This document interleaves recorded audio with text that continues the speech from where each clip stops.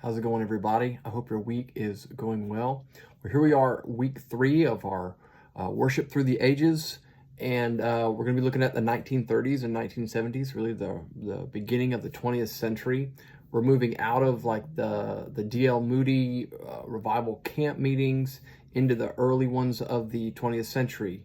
Your big evangelists of this time, R.A. Torrey, Billy Sunday, which will again run into Billy Graham later on in the 1900s. Just like with D.L. Moody and Ira Sankey, we see these teaming up of songwriters and song leaders and professional musicians teaming up with specific evangelists for their revivals. This continues well on into the early 20th century, where each one had their own professional working with them and writing music specifically for their revival meetings. Both text, tune, and style written specifically for evangelism.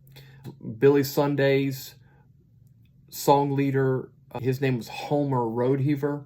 He wrote and published In the Garden and The Old Rugged Cross.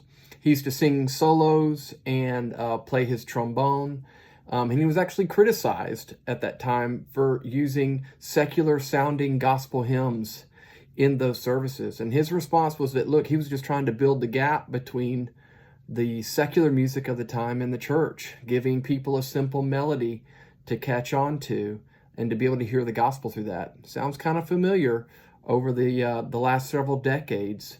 Both the criticizing of that and also the purpose of the song leader and songwriter trying to bridge that gap and kind of have more of a mass secular appeal. So that just shows us that music has always been kind of a stylistic issue in the church as it relates to culture. Now, the leading gospel hymn writer in the Southern Baptist realm was B.B. McKinney.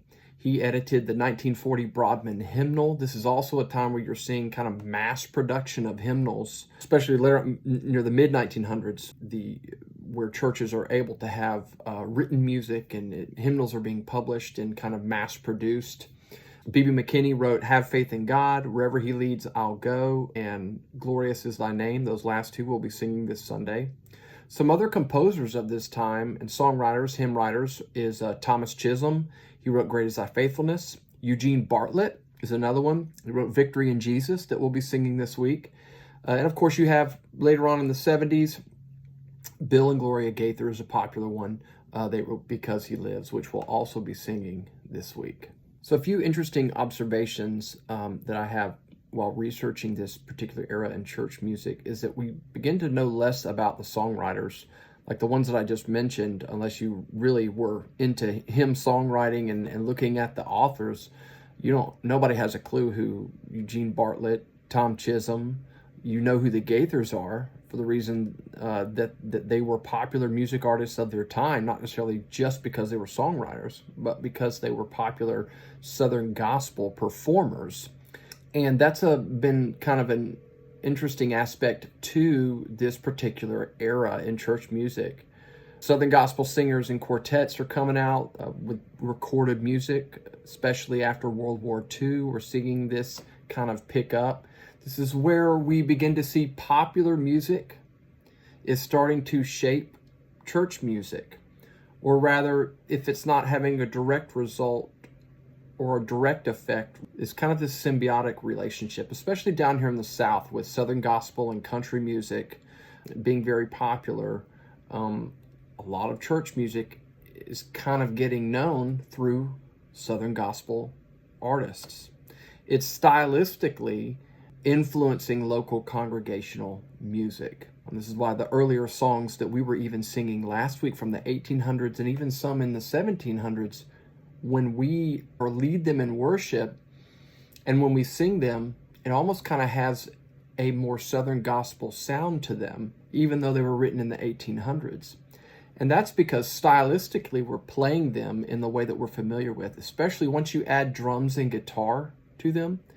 Even though we're singing the same rhythm, it has more of a swing sound to it, a swing like a country music sound to that, or Southern gospel sound to that, and that comes from this era. that we're used to. We also see secular artists in the 50s and 60s like Elvis and Johnny Cash coming out with gospel albums later on in their careers. I think this is kind of where I begin to observe it anyway, kind of like the precursor to the mass marketing of Christian and church music that we will later on see in the 80s, 90s, and all the way up through the early 2000s and today. Definitely not, I don't necessarily say that in the negative tone, but that is a reality of kind of how all of this kind of happens. And this is the beginning of where I kind of see that in the history of congregational worship. So some textual characteristics that we begin to see in these songs, like the camp meeting songs before in the 1800s, carrying on in the revivals, moving into this era, they are songs of personal salvation experience, simple melodies, catchy refrains or choruses added to them. They're not really deep in theological thought. You're not going to see the depth of Charles Wesley and Isaac Watts in this, 4 or 5 verses of just super thick theology. It'll be very simple, very testimonial. They were written to be evangelistic, just telling the story of personal salvation experience. See a lot of these testimonial songs. This is my life before. This, I was lost in sin. Christ came and found me and saved me, and this is what my life is like now. I'm seeking to live for him and follow him. And then even a lot of the last verses go to looking towards heaven. So there's a big focus on heaven during this era. We see that very prevalent in the Southern Gospel hymns and tunes.